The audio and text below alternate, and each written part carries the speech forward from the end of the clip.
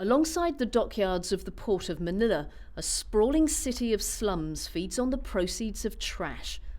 For decades, a massive dump site stood here, an ever-expanding mound of smouldering rubbish. Smokey Mountain, as it's named, represented the worst of Manila's garbage problem.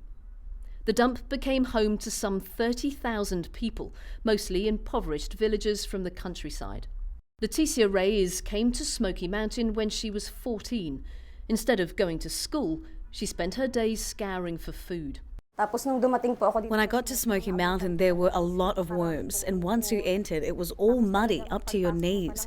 There was so much trash and so many flies.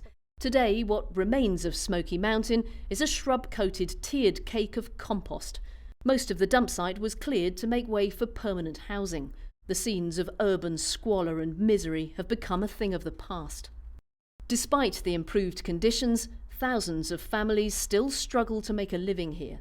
To provide livelihood opportunities and also improve environmental conditions in Smokey Mountain, the Asian Development Bank, through its Poverty and Environment Fund, or PEF, supported a local cooperative that brought residents together to generate more profitable and healthier livelihoods.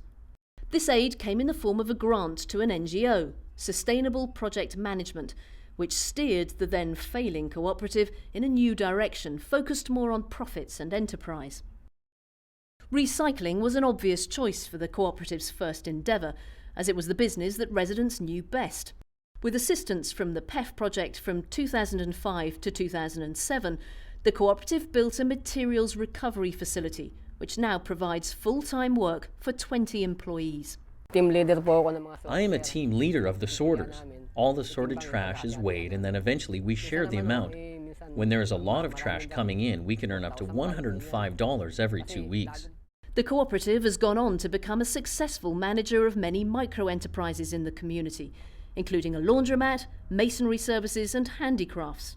Full members receive dividends and are eligible to apply for small loans. A lot of members now do not have a hard time in life because of the help they get from the cooperative. You not only get what you need, but you also contribute back to the cooperative so that it will prosper. Perhaps the single most valuable reward the co-op has brought is a restored sense of purpose. After years of struggling, Letty earned an education and now works as the co-op's accountant. For her and her family, Smokey Mountain is still a place of promise.